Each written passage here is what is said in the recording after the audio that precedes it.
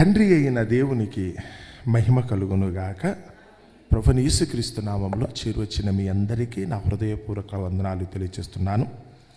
నేటి పాఠ్యాంశముగా సామెతల గ్రంథము 31వ అధ్యాయము. సామెతల గ్రంథము 31వ అధ్యాయము 10వ వచనం నుంచి కొన్ని వచనాలు నేను చదువుతున్నాను. సామెతల గ్రంథము 31వ అధ్యాయము 10వ వచనం, పేజీ నెంబరు 554, పాత నిబంధన పెద్ద బైబిల్లో.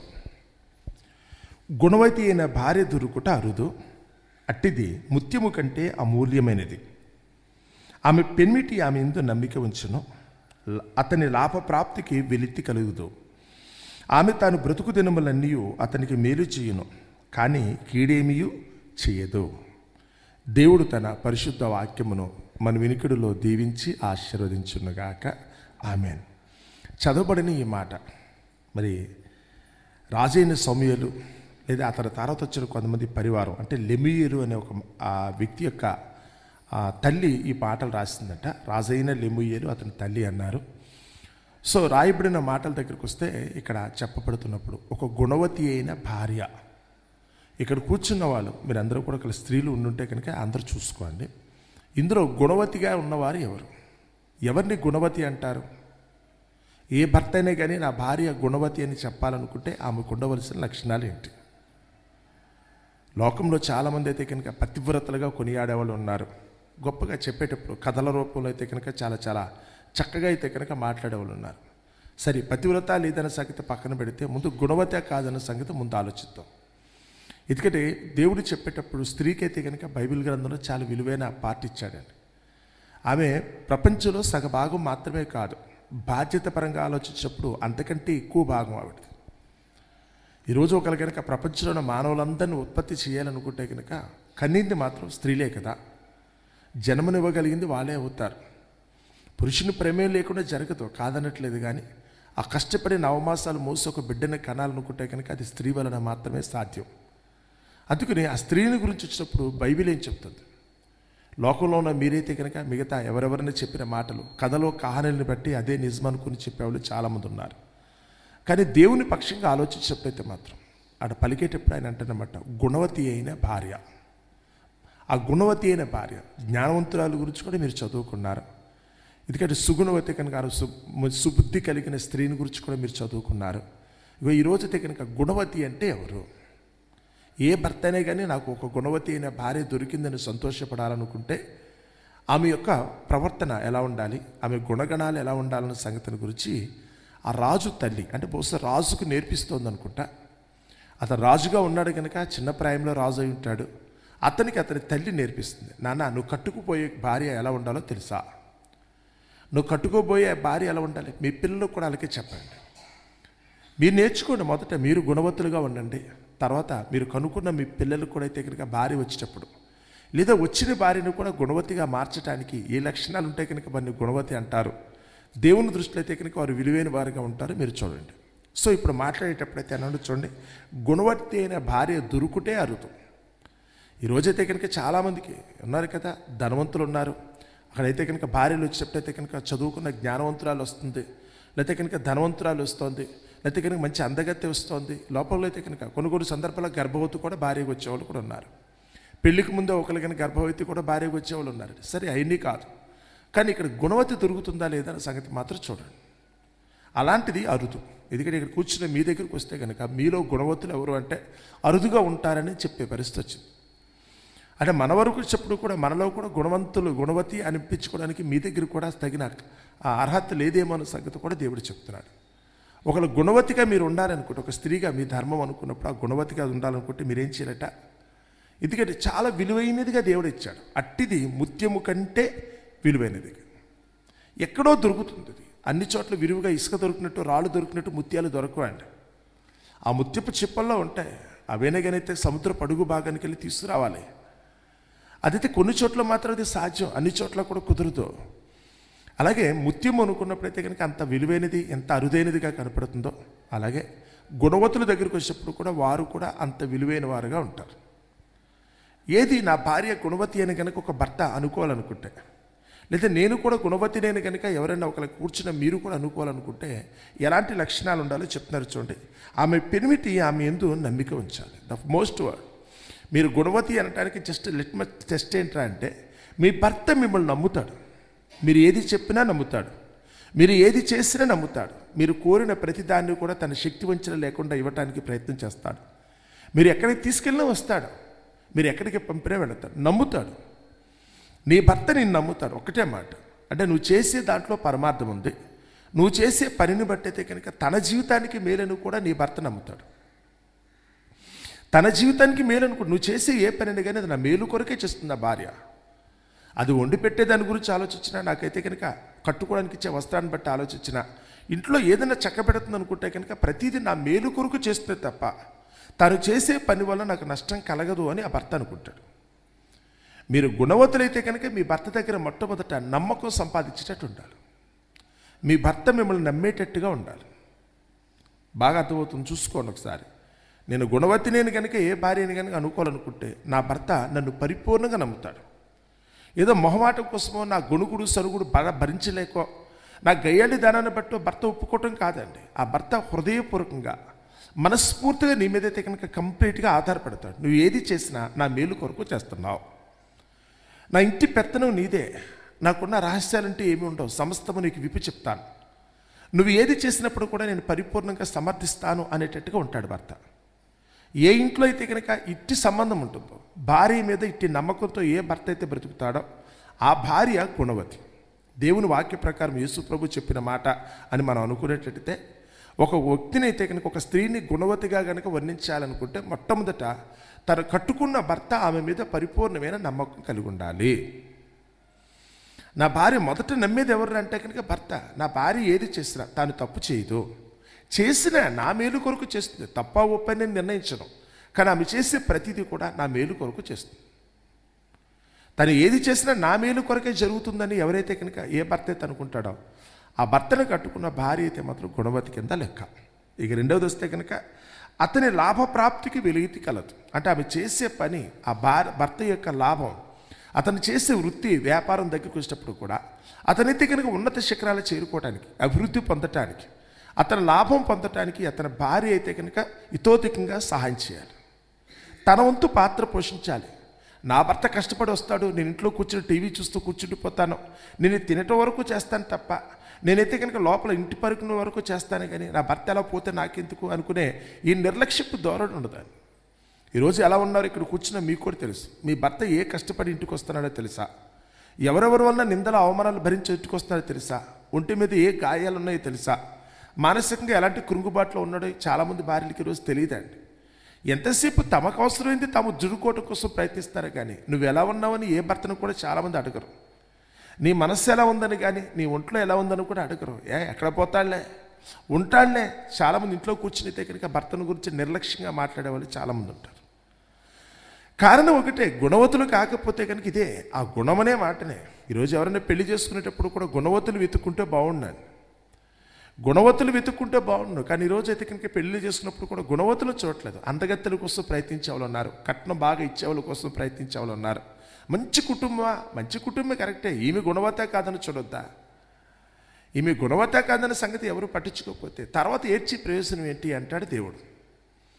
మీరు తర్వాత కొట్లాడుకుంటే ప్రయోజనం ఏంటి? చిటికి మాటికి కలహించుకుంటే, మాటికి మీరు వీధికి ఎక్కుతుంటే, ఆమె మాటికి పుట్టింటికి వెళ్ళిపోతుంటే, లేకపోతే విడాకులు కావాలని మీరు కోరుకుంటే ఎవరికి గౌరవం? నాకు గుణవతులే కావాలని కనుక వాళ్ళు కోరుకునేటట్టయితే మొదటి నుంచి కనుక మనుషులు కనుక ఇలాంటి ఆలోచనతుంటే ఆడది ఖచ్చితంగా ఆ గుణవతిలా ఉండటానికి ప్రయత్నం చేస్తుంది, నేర్చుకుంటారు. నిజం కదా, నేను ఇలా ఉండాలి కదా, నా భర్త దగ్గర నేను నమ్మకం సంపాదించుకునేట్టుగా బ్రతకాలని ప్రతి వారు ప్రయత్నిస్తారు. ఆ భర్త వాడు ఏదో అంటా ఉంటాడులేమ్మా. చాలామంది తల్లిదండ్రులు అయితే కనుక కాపురానికి పంపించిన కూతురు తెలుగే చెప్తారు. మీ ఆయన ఏదో చెప్తా ఉంటాడులే, పట్టించుకోకని వీళ్ళే చెప్తుంటే ఇంకా ఆమె ఏమనుకుంటుంది? ఆమె నేర్చుకున్న విధానాన్ని బట్టి అయితే కనుక చివరికి భర్తను గురించి అయితే కనుక ఏం ఆలోచిస్తుంది? ఆ భర్త దగ్గర నమ్మకాన్ని కోల్పోతే కనుక ఒక సమయానికి వచ్చేటప్పటికల్లా, అవసాన కాలం వచ్చేటప్పుడు, వృద్ధాప్యంకి వచ్చేటప్పటికల్లా తల్లిదండ్రులు ఉండరండి ఆడపిల్లకి. ఇక మిగిలేదల్లా ఒక భర్త. ఆ భర్త దగ్గరే నమ్మకం కోల్పోతే కనుక తర్వాత నీకు ఏదైనా అపాయం వచ్చినా లేకపోతే ఇంకో అవసరం వచ్చినా ఎవరు చూస్తారు? మనుషులు ఎప్పుడు కూడా యవ్వన కాలంను బట్టి ఆలోచించకూడదట.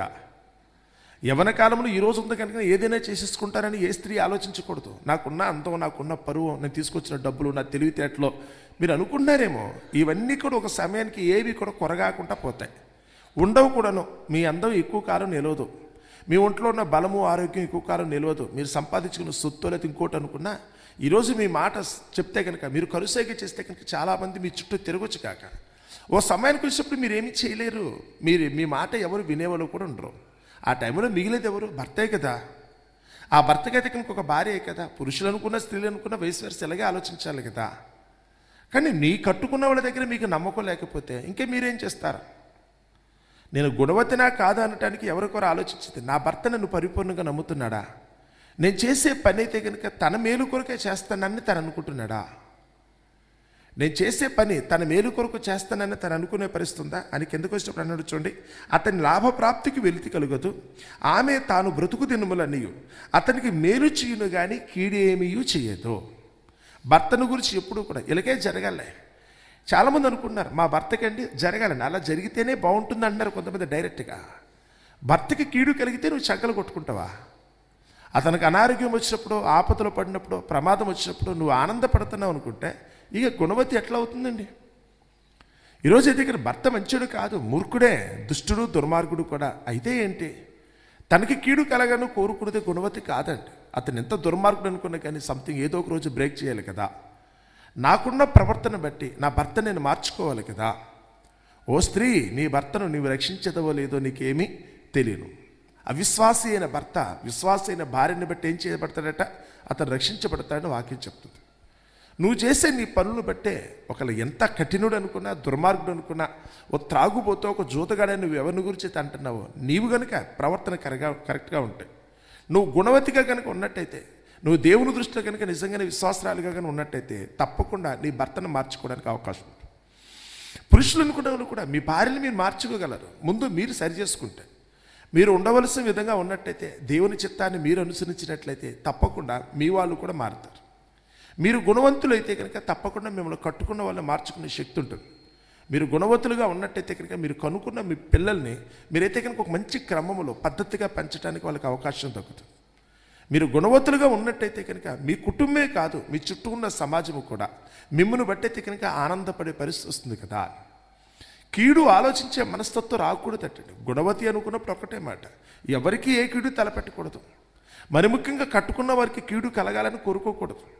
అతనికి ఒంట్లో బాగోకుండా ఉంటే కనుక ఆనందపడే పరిస్థితి కాదు. నా భర్త ఎప్పుడు ఆరోగ్యంగా ఉండాలి కదా, నా భర్త జేబులో ఎప్పుడు డబ్బులు ఉండేటట్టు చూసుకోవాలి కదా, నా భర్త ఎప్పుడు కూడా అయితే కనుక లోకంలో పేరు ప్రఖ్యాతులు కలిగిన వాడిగా ఉండాలి కదా, నా భర్త చేసి ఏ పనులని కానీ తప్పకుండా సఫలత సాధించాలి కదా, మంచి ఫలితం తీసుకురావాలనే ఉద్దేశంతో ఏ భార్య అయితే కనుక మనస్ఫూర్తిగా కోరుకుంటుందో నిజంగా ఆమె గుణవతి అవుతుందని.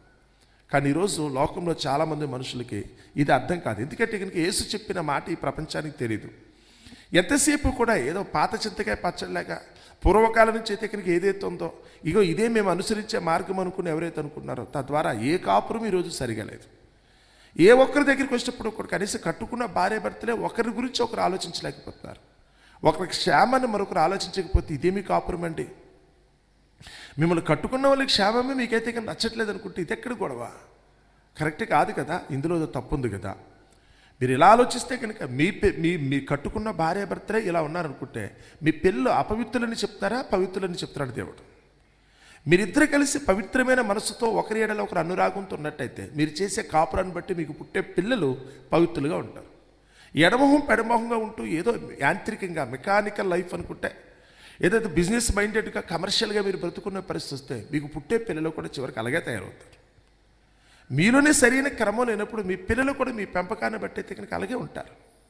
దేవుడు వాళ్ళనైతే కనుక అపవిత్రులు కదా అన్నాడు. చివరికి మీ ప్రవర్తన వల్ల మీ పిల్లలు కూడా చెడిపోతారు. మీ పిల్లలు చెడిపోయేటట్టుగా మీరు సమాజంలోకి వారిని పంపుతున్నట్టయితే వాడు సమాజాన్ని కూడా చుట్టూ ఉన్నవారు కూడా చెడగొట్టేస్తారు. మీ వల్ల సమాజం చెడిపోతుంది. ముందు మీ కాపురాన్ని బట్టే సమాజం ఆధారపడి ఉంటుంది, చూసుకోండి. మీ భార్యాభర్తల సంబంధాన్ని బట్టే బేసిక్ యూనిట్ ఇదే కదా. ప్రపంచంలోకలు దాదాపు 750 కోట్ల మంది ఉన్నారని కనుక మనం చెప్పుకున్నట్టయితే ఈ 750 కోట్ల మంది కలిసి ప్రపంచం, ఈ 150 కోట్లు బట్టి మన భారతదేశం మీరు అనుకుంటున్నారేమో. భారతదేశం అంటే ఏదో లేదండి, మీ ఇంటితోనే ప్రారంభం అవుతుంది. అందులో మీ భార్యాభర్తలు అయితే కనుక మూలం మర్చిపోకూడదు. ప్రతి ఇంట్లో ఉన్న కాపురం చేసుకునే భార్య భర్తలే ఈ భారతదేశాన్ని కడతారని. ఇందులో ఉన్న వాళ్ళకైతే మీరు కనుక్కున్న పిల్లలే ఈ భావి భారత పౌరులుగా ఉంటారు. ఒకవేళ కనుక వాళ్ళు భావి భారత పౌరులుగా ఉండి దేశం ఉజ్వలంగా ఉండాలనుకుంటే ముందు మీ ప్రవర్తన, ముందు మీ కాపురం సరిగా ఉండాలి, మీ మనస్తత్వాలు సరిగా ఉండాలి. మీరు చేసే పనులను బట్టి, లేకపోతే మీ కాపురాన్ని బట్టి, మీ పుట్టే పిల్లలైనా కానీ వారికి నేర్పించే విధానాన్ని బట్టి చుట్టూ ఉన్న సమాజము, దేశం అయితే కనుక సంతోషంగా ఉండటానికి అవకాశం ఉంటుంది. అలా కాకుండా ఏదో నాకు తోచిన పద్ధతిలో వెళ్ళిపోతాను, నేను గుణవతిగా లేకపోతే అంటే ఎవడో చూస్తాడని కాదు. లోకంలో మనుషులు చెప్తారు కదా, డైలాగ్ ఒకటి ఉంటుంది, మనిషి మంచోడే, అందంగా ఉన్నాడు, ఆరోగ్యంగా ఉన్నాడు, లేకపోతే తెల్లటి వస్త్రాలు వేసుకున్నాడు, జేబులో డబ్బులు ఉన్నాయి, చూడడానికి ఇంపుగా కనపడుతున్నాడు, ఇదేగా మంచోడు అంటే దాని అర్థం అదేగా. మనిషి మంచోడే, మంచోడు అనిపించుకోవడానికి చాలామంది ప్రయత్నాలు కూడా చేస్తున్నారు. కానీ ఆ తర్వాత రెండో మాట ఉంటుందండి, ఆ మనిషి మంచోడే కానీ గుణమే గుడిచేటిది కదా అంటారు. అంటే అర్థం ఏంటి ఇంతకీ? మనిషి మంచోడు అనిపించుకుంటే ఆగిపోద్దా? గుణంలోకి వెళ్ళాలా? నీ గుణం మంచిదేనా? నీ గుణం మంచిదేనా? అది స్త్రీలు అనుకున్న, పురుషులు అనుకున్న, పెద్దలు పిల్లలని కాదండి. ప్రతి ఒక్కరూ ఆలోచించుకోవటం, నా గుణం ఎలాంటిది? ఒకటే మాట, తోటివారి క్షేమాన్ని కోరుకునేవాడు ఎవడైనా కానీ గుణవంతుడు అవుతాడు. ఎదుటివాడి కీడు కోరుకునేవాడు ఎవడైనా కానీ వాడైతే కనుక దౌర్భాగ్యుడే. ఎదుటివాడికి కీడు కలగాలి, అవతల వారు ఏడవాలి, అవతల వారు దుఃఖపడాలి కాదండి, అందరూ బాగుండాలని కోరుకోవటం కదా. మొదట నీ భర్త బాగుండాలని కోరుకో, నీ భార్య బాగుండాలని కోరుకో, తర్వాత నీ పిల్లలు బాగుండాలని కోరుకో, నీ అన్నదమ్ములు, నీ అక్క చెల్లెలు బాగుండాలని కోరుకో, నీ తల్లిదండ్రులు బాగుండాలని కోరుకో, తప్పులేదు, నీ అత్తమామలు బాగుండాలని కోరుకో. నీ మనస్సు కనుక విశాలమయ్యే కొలది అందరూ బాగుండాలని కోరుకో. తద్వారా చుట్టూ ఉన్న వాళ్ళతో, నీ ఇరిగిళ్ళు పొరిగిళ్ళు కూడా బాగుండాలి కదా. నేను ఒక్కడిని ఆనందపడితే కాదు కానీ నాతో పాటు అందరూ కూడా తినాలి కదా. అందరూ ఆకలితో ఉన్నప్పుడు నేను తింటే కనుక ఇది కరెక్ట్ కాదు కదా. నా ఒక్కడికి ఏం సంతోషం ఇస్తుంది? నా చుట్టూ ఉన్న వాళ్ళు కూడా కడుపు నిండిన రోజున, వాళ్ళు కూడా అయితే కనుక సంతోషభరితంగా ఉన్న రోజున నా జీవితం కూడా బాగుంటుందని ఎవరైతే కోరుకుంటారో నిజంగా వాళ్ళు గుణవంతులుగా వారైతే కనుక చుట్టూ ఉన్న సమాజానికి అయితే కనుక మంచి ఉపయోగకరంగా అందరినీ సంతోషపరిచేవారుగా ఉంటారు. అలాంటి గుణవంతులు కావాలని దేవుడు కోరుకున్నాడు. ముందుగా నేను గుణవంతురాలనా కాదా, గుణవంతుడినా కాదా అన్న సంగతి తెలుసుకోవాలనుకుంటే ఒక్కసారి మిమ్మల్ని కట్టుకున్న వాళ్ళకి మీకున్న బంధం చూడండి, బయట వాళ్ళు పక్కన పెట్టండి. మీ భర్త మిమ్మల్ని పరిపూర్ణంగా నమ్మేటట్టున్నాడా? మీ భార్య మిమ్మల్ని పరిపూర్ణంగా నమ్మేటట్టుందా? మీరు ఏది చేసినప్పుడు కూడా మీ భర్త భార్య మిమ్మల్ని ప్రశ్నించేటట్టు కూడా రాకూడదు. ఎందుకంటే తెలుసుకోవటం, ఆయన ఏది చేసినా, నా భర్త ఏది చేసినా నా మేలు కొరకు చేస్తాడు, నా భార్య ఏది చేసినా నా మేలు కొరకు చేస్తారు, మా తల్లిదండ్రులు ఏది చేసినా మా మేలు కొరకు చేస్తారని పిల్లలు అనుకోవాలి. ఆ పిల్లలు ఏది చేసినప్పుడు కూడా వాళ్ళు కరెక్టే చేస్తారని తల్లిదండ్రులు అనుకునేటట్టు ఉండాలి. ఒక నాయకుడి దగ్గరికి వచ్చినా, అధికారి దగ్గరికి వచ్చినా దేశ ప్రజలందరూ కూడా నమ్మకం ఉంచేటట్టు ఉండాలి.